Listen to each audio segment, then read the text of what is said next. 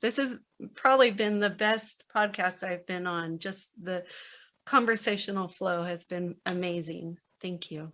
If at any time you feel that that statement is true, hit that subscribe, comment, and like, and as well share this podcast. Thank you. Welcome to Real Talk No Filter. This is Angela. So, Angela, let's talk. Hello, David. It's so nice to be here with you. You too. How's it going? It's interesting. it Being an author of children's books is it can be challenging because I know that my books can really help kids and their parents, and trying to get people to know who I am and what I'm providing has been a really interesting thing. I had no idea. When you sit down to write books, you think, Mhm. oh, I'm just going to write books. And then when you're in the marketing and getting the word out phase, there's a tremendous amount of work that I had no idea I would be involved in.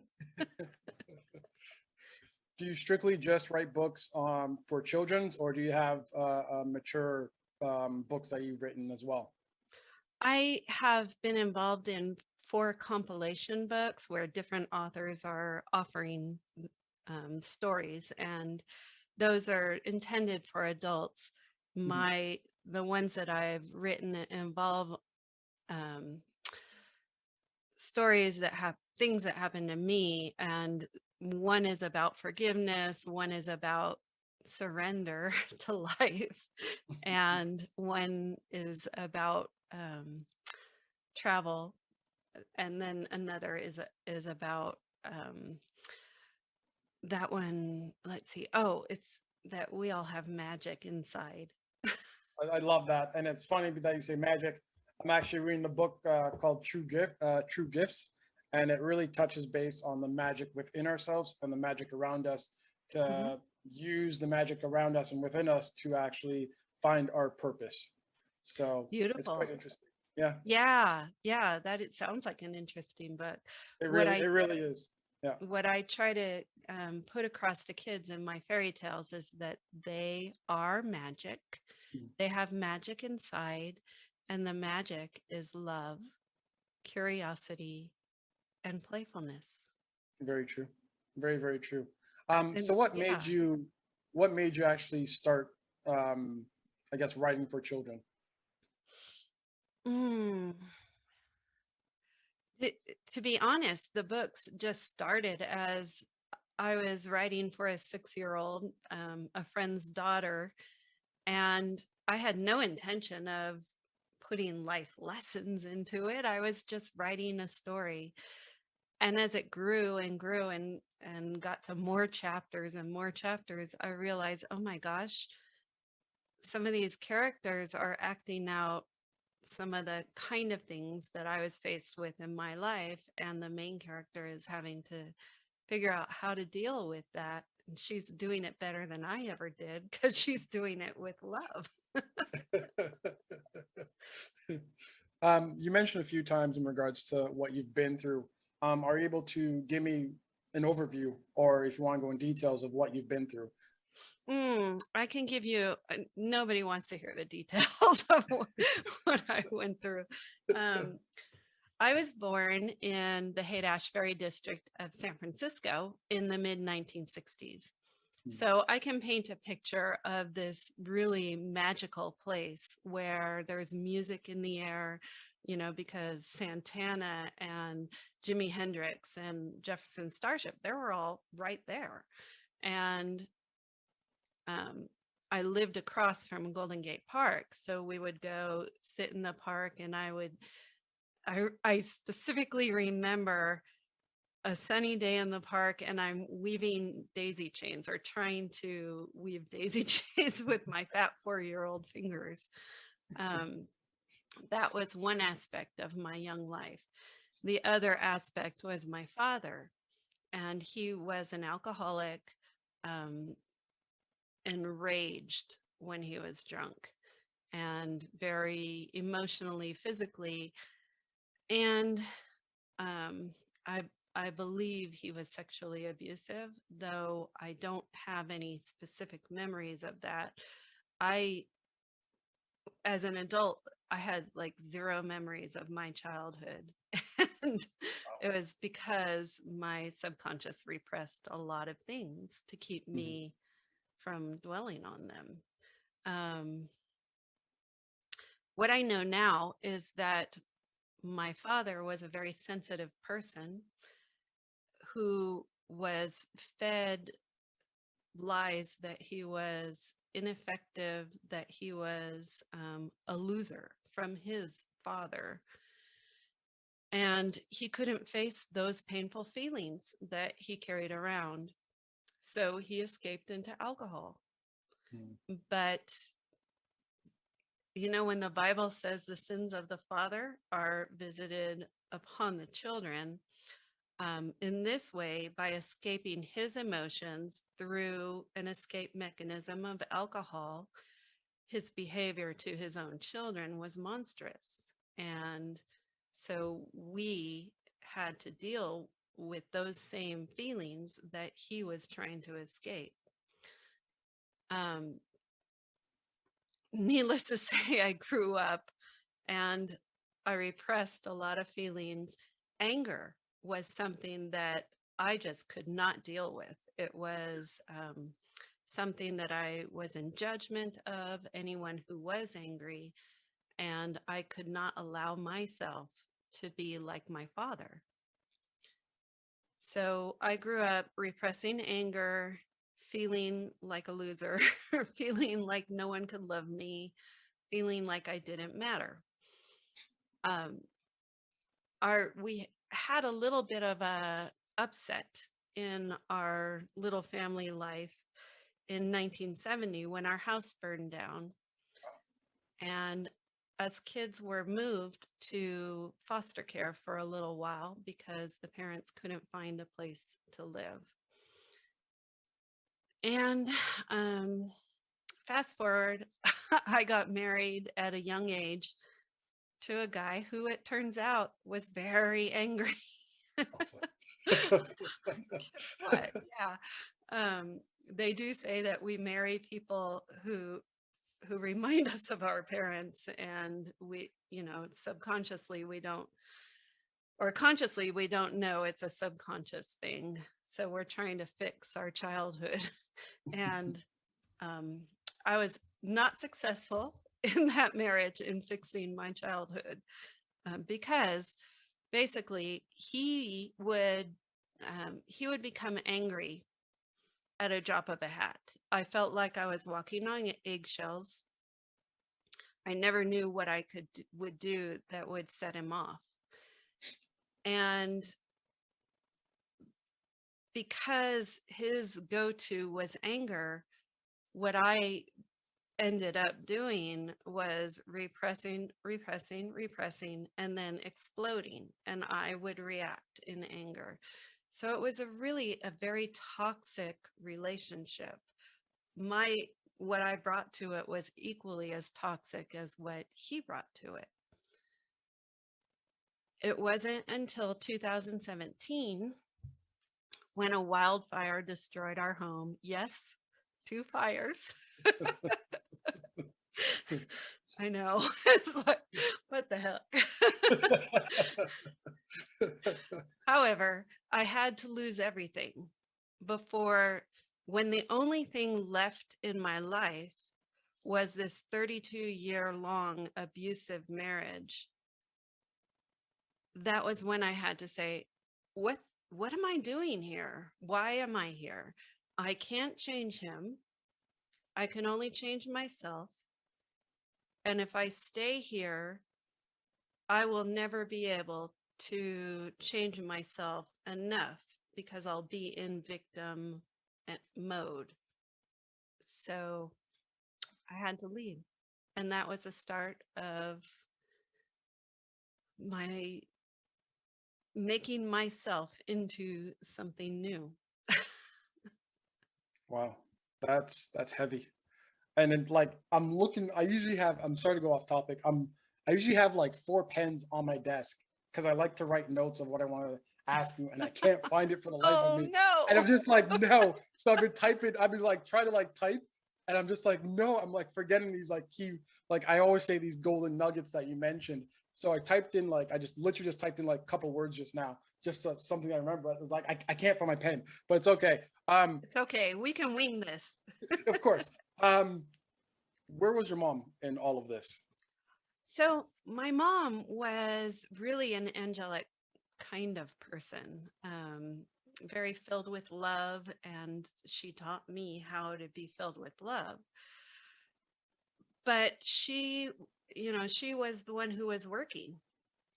My dad wasn't. He was an alcoholic, and so, um, she basically tried her best to provide a good and loving relationship to her kids, but she couldn't carry the burden of four little girls and an alcoholic husband and me and the mom. So eventually it took her, I was 10 when she left. She had gotten fed up of her kids calling her at work saying, Dad's doing this. And she, was halfway across the city and couldn't come and save us. So um, I remember the divorce for me was freedom. Mm. I had, I remember being in high school and kids talking about their parents divorcing and how horrible it was. And I was like, I don't even understand where you're coming from there, because it was the best thing that happened before the fire Yeah. in 2017, which was also the best thing that happened. The word fire, and a lot of people look at fire as a destruction. Mhm. Um, but the other side of a fire is transformation. It's very Because transformational. Yeah. exactly, because to go to get, let's say, if you want to melt down something, to get down to the core of an element, i.e., metal, the only way you could shape metal is to have fire against it. And I Hmm. look at you as someone, yeah, you went to two fires, but each fire was a transformation to who you, sorry, played a part on who you are today. Absolutely. Yeah. So, And yeah, and it's almost like the burnishing fire correct. that refined my perceptions, the way I looked at life.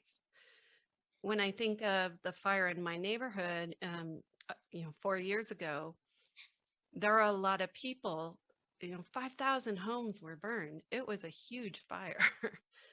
And there were a lot of people who had the rug of life pulled out from under them. All of us were like zombies walking around trying to figure out, okay, how do, if all you end up with is the clothes on your back, but you have to show up at work the next day. How do you do that? You need a toothbrush, you need a hairbrush, there's the list is endless of what you need. And so, there were 5,000 families trying to figure out how are you going to take the next step every day. And it's funny because I thought, wow, I'm homeless, Mm, but I'm homeless with resources yeah. because, we had insurance. Eventually it was going to pay. We had some money in the bank, so we could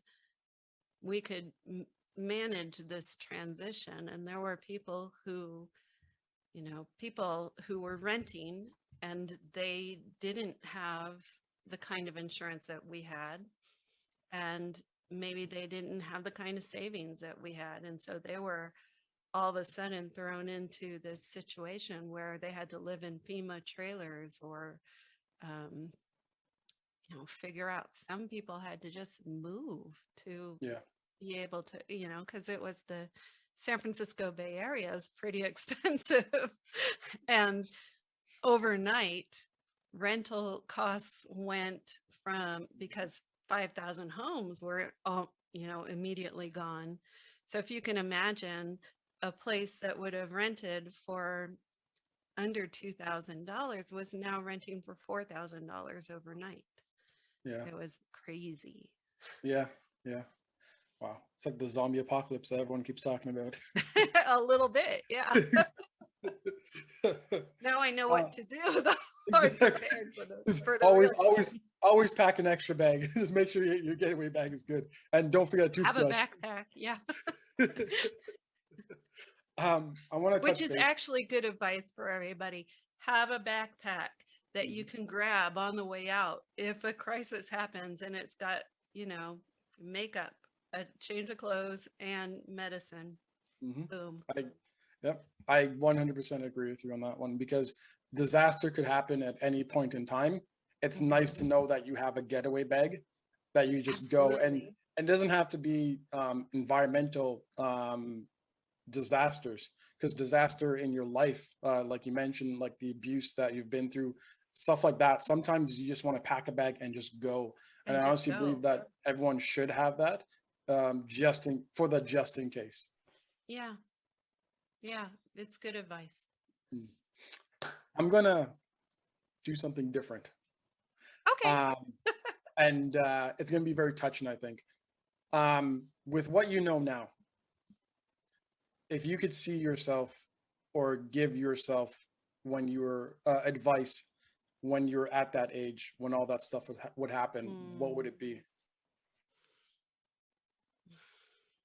baby girl, the things people say to you are revealing who they are. It says nothing about who you are. It reveals the lenses, the filters that they look through life. You are love. You are magic. Know this about yourself. Open your eyes and know that people don't see the world as it is, they see it as they are. And what they say to you reveals who they are, not who you are. That's what I would say to the Mm. child of me. That's powerful. And I want to do one more thing. What you know now, would you have anything to say to your dad back then? Mm. I would probably say the same thing to him Mm. when he was a child, that he didn't have to take the words of his father and make them who he is. They revealed who his father was. I like that. Very, very true. You said you mentioned you have 3 other sisters, if I'm not mistaken. Mm-hmm. How are, if you don't mind me asking, how are they now, based off of everything that they've been through? Or is that something that you guys talk about, or it's something that you guys Yeah, try to avoid? we talk a little bit about it. Um, my oldest sister, she was the one who always called the police, and she was the one who was kind of the savior of the little kids. Mm. So she had to rush into adulthood and, be the responsible one when dad was being the monster. Mm. Um, she she has really turned to religion and finds peace and savior within religion. My second oldest sister um, doesn't believe in God, and she married a man who equally has hurts and behaves in the kind of controlling and judgmental fashion that my ex-husband behaved in. And she doesn't see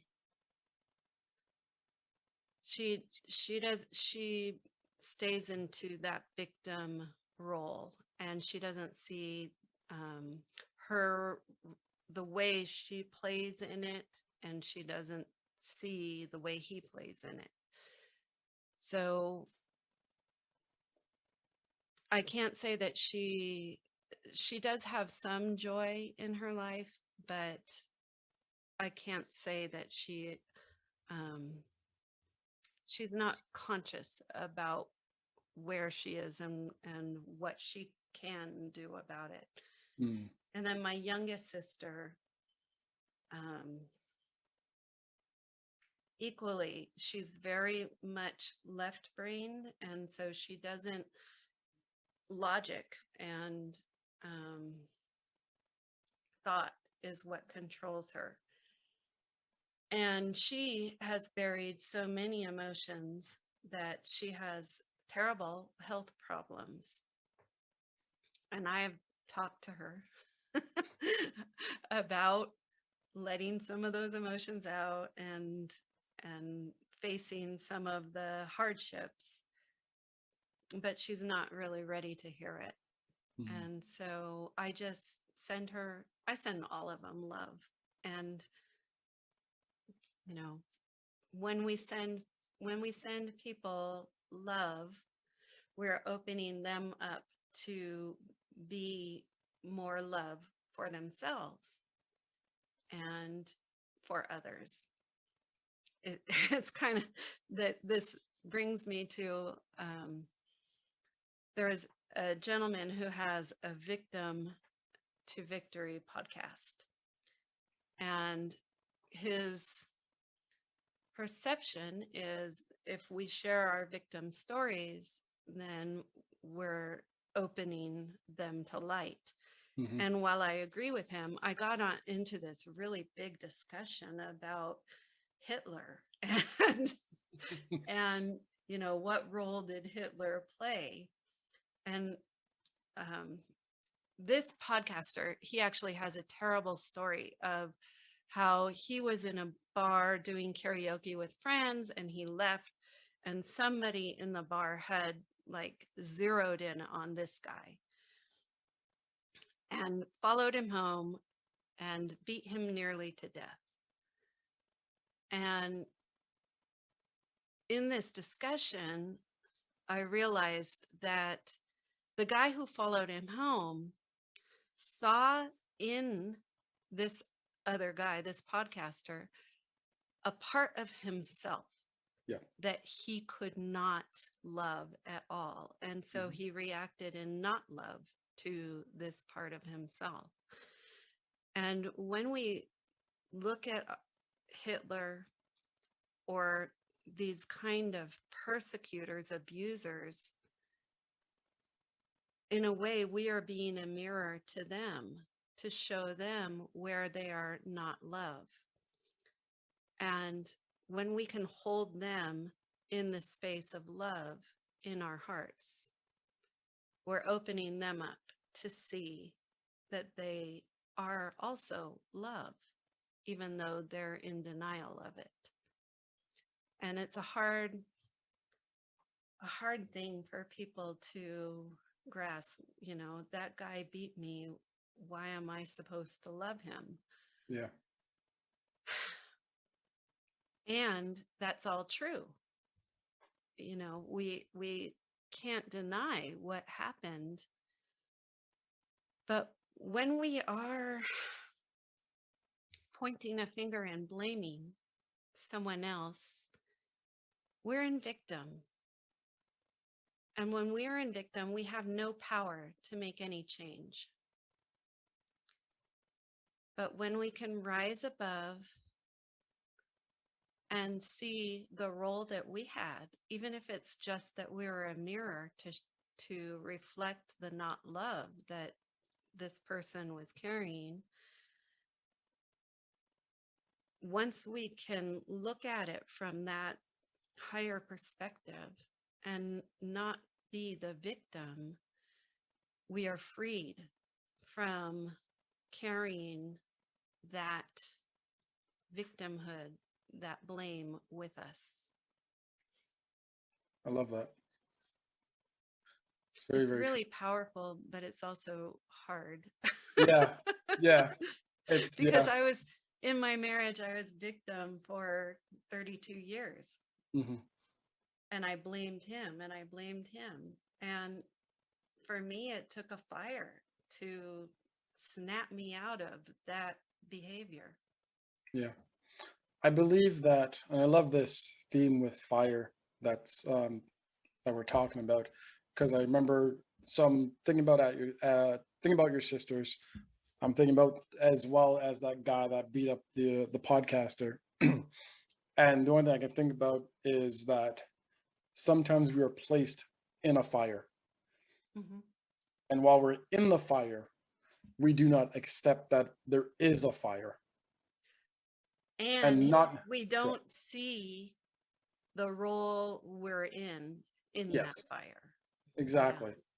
And I believe that when we're in the fire, not until we accept that there is a fire, and that's accepting trauma, accepting abusive relationship, accepting that, guess what, I need to find love within myself Hmm. before I could love others. Yep. As soon as we accept that, that's when we can move in the fire. So I'm thinking that we're just standing there in the fire. First, we accept that there is a fire. Now Yep. we can move away from the fire, but the only way to go away from the fire, it's through the fire. And once you get through the fire, then we can look back and say, damn, that was a fire. And that's, Yes. but And then, I'm so excited because in your little speech there, you touched on several aspects of what I teach through my fairy tales to kids. Um, One is sometimes when you're in the fire, you can't see. You can't look at it from a higher perspective. Sometimes you have to remove yourself mhm, from the fire. So in my marriage, when I was the recipient of rage and blame, there was no way I could have a higher perspective looking at the situation. I had to leave in order to come to the conclusions that I have arrived at. The other aspect is um, being able to be a witness to the things in our life, the feelings that we have from a space of neutrality, and being able not to analyze with our minds, but to analyze with our hearts what's happening and how are we behaving and how can we shift our perspective so that it serves us. very true. And that alone, shifting, well, number one, being witness to a feeling or a situation, and number two, shifting perspectives are hugely powerful techniques and tools that we can use to rise above and access joy and happiness. Yeah, yeah. And I love this because I'm getting imagery, and I love being creative in that sense. So when I'm thinking about, I think about a lot of things when people talk. I try to picture it, but not just picture it in their perspective, but picture it in everyday situations. So again, going with the fire theme, I'm looking at two things. One, a marshmallow over a fire. You put it there for too long, it starts melting, it gets burnt. You got to take it out, you got to blow on it. I'm also looking at like a piece of toast where you put it in the toaster oven. You put it there for too long, it gets burned. You take it out at just right, it's perfect. I'm also looking at the factor as well as when you mentioned that when you're in your previous relationship, hopefully it's previous relationship, that Yes. there you go. That you used like you had that built up anger. And then again, it's that perspective of you being in the fire, but instead of you accepted that there's a fire, but instead of walking out and running out, you added fuel to the fire. Yes. And we And do that's, that without, yes. that's such a great analogy. I love that. Um, what I one of the things that I've talked about is when we repress a feeling. For me, it was anger. Um, for a lot of people, it's sadness, Mhm. or, because boys are taught you can't cry and girls are taught you can't be angry. So we grew up repressing these feelings. And what happens is every time we repress a feeling, we add it to our backpack. Mhm. And we think we're hiding the feeling. We think the feeling's gone, but no, we are carrying it around with us. And that is why people become explosive when something minor happens, Mhm. because they have this huge backpack of feelings and they're reacting not to what happened, but to all the things in their backpack. Very true. And so that is why I that is like the main message in my fairy tales, is the importance of feeling all of our feelings. If we have a painful feeling, the biology of it's the biochemistry of a feeling lasts for 90 seconds. Mhm. 90 seconds. But when you think of people who are grieving and how they just stay in that feeling, what's happening is that their brain has engaged in the concept, in the idea of this feeling. And so it lasts, which is why being neutral to a feeling is so key. And what I teach is a technique called AAA, and it was originally put forth by Donnie Epstein. He's a teacher of a program called Epi-Energetics. Mhm. Aware, acknowledge, accept. When we can take a painful feeling, I feel angry. I'm aware I'm angry. I acknowledge, even by stating I am angry, it's acknowledging that feeling, but accepting, you know what? It's okay for me to be angry.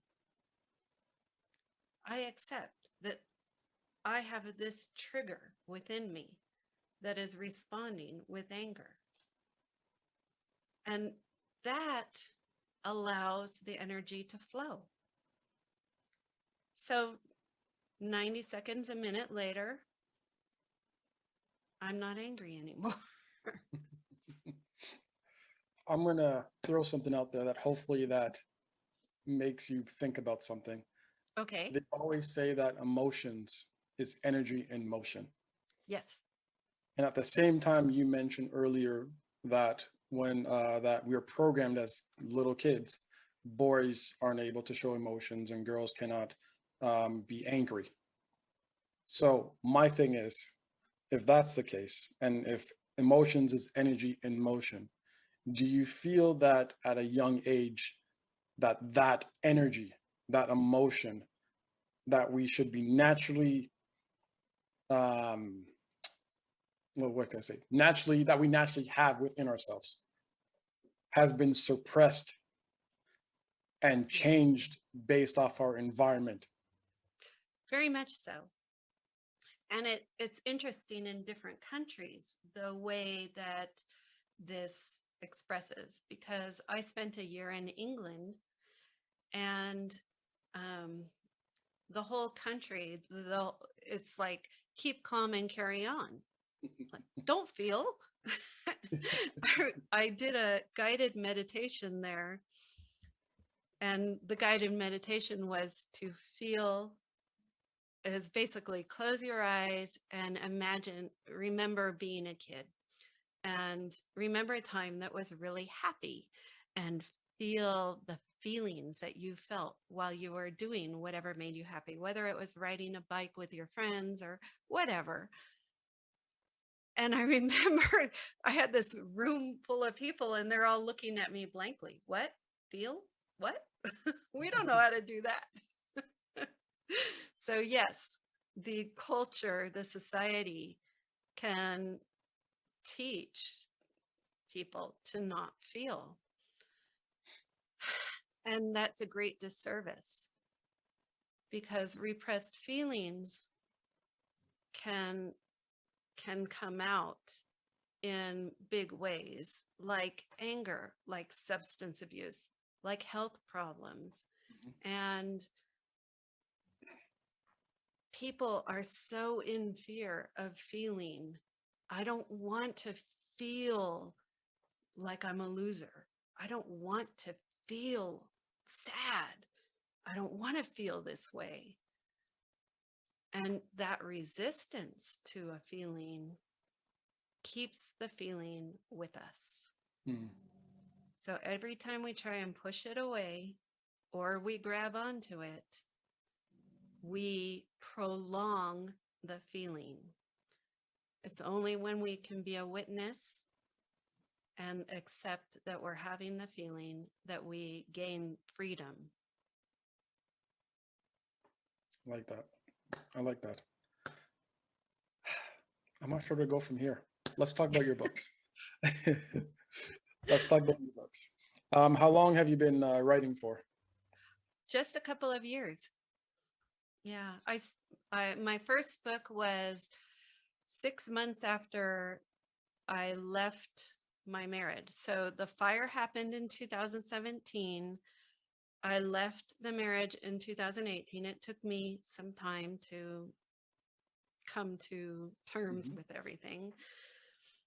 And then in early 2019, the first book came out, and that chapter that I wrote was about forgiveness. It was about the fire. So forgiving the crisis, forgiving my ex-husband, forgiving myself. And when you think about forgiveness, we think we're doing it for someone else. But in reality, every time we forgive, it's for ourselves. We're giving a gift to ourselves because we're letting go of that energy that we used to carry around about the other person. I like that.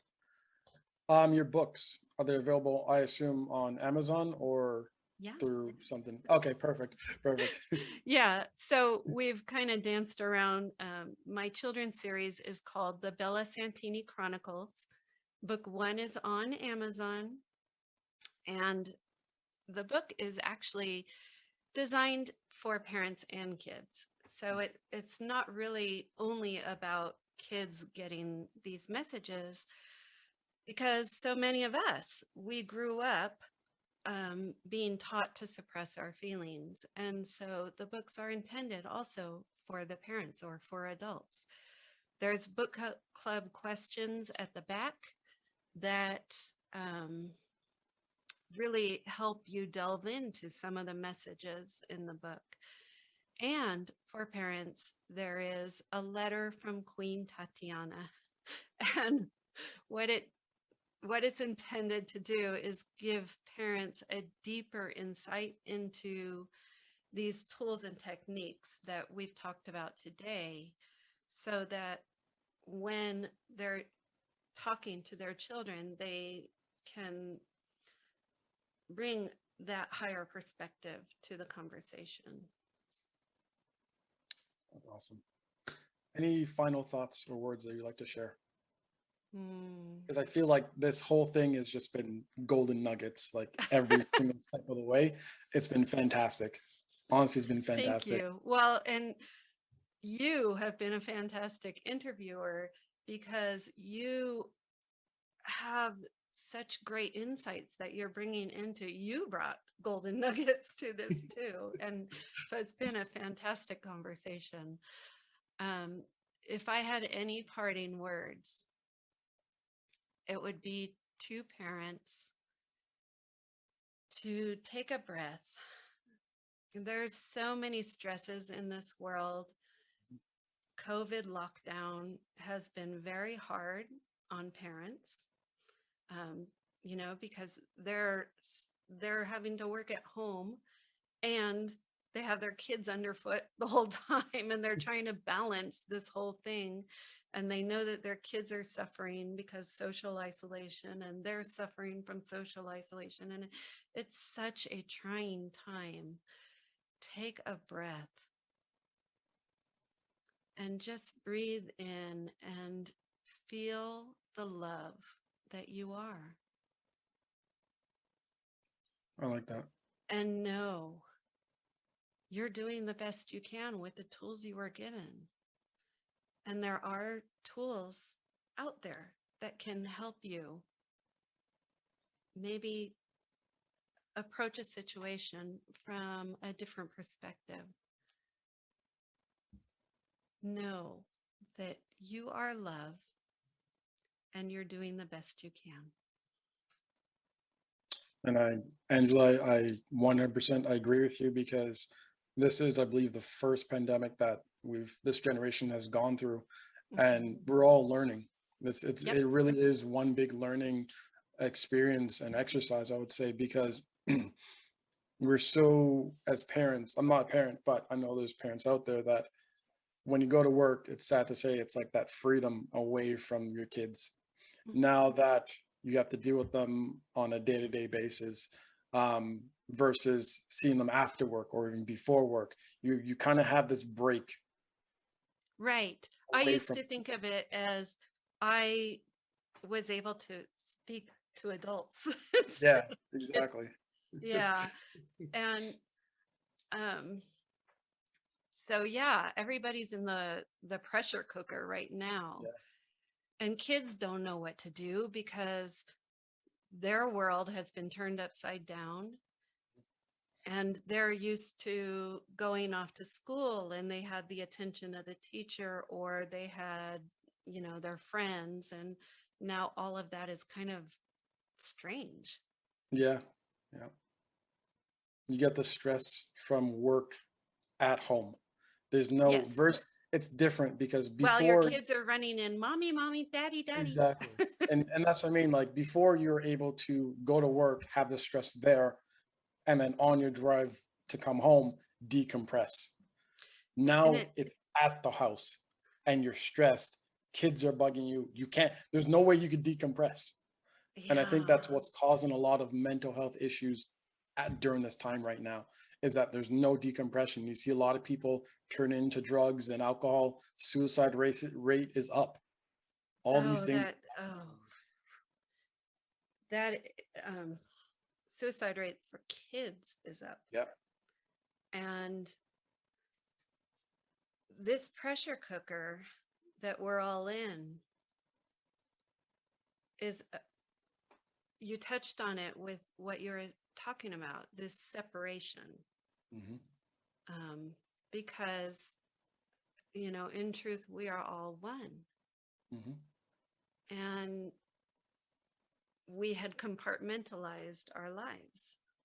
And so this whole lockdown thing is making us have our life in unity and deal with our life in this unity. And our minds still go to the separation. And when we can drop into our heart and be in that unity, it allows space for the breath, the heart, just, being in this space and finding the place to have that peace. Mm-hmm. So on my website, I have a guided meditation that's called Grounding and Clearing, and it's only 10 minutes and it's free. So that might be really helpful to parents. Yes. What's your website called? It's angelalegh.com. And Lee is spelled Legh. So it's Angela, ANGELALEGH.com. Excellent. That's excellent. Mm. Angela, it's been a pleasure and a treat. We're going to keep talking. But for now, Great, new friend. exactly. Exactly. It's been a pleasure. Thank you so much. Thank you so much. This has probably been the best podcast I've been on. Just the conversational flow has been amazing. Thank you. Thank you so much for saying that.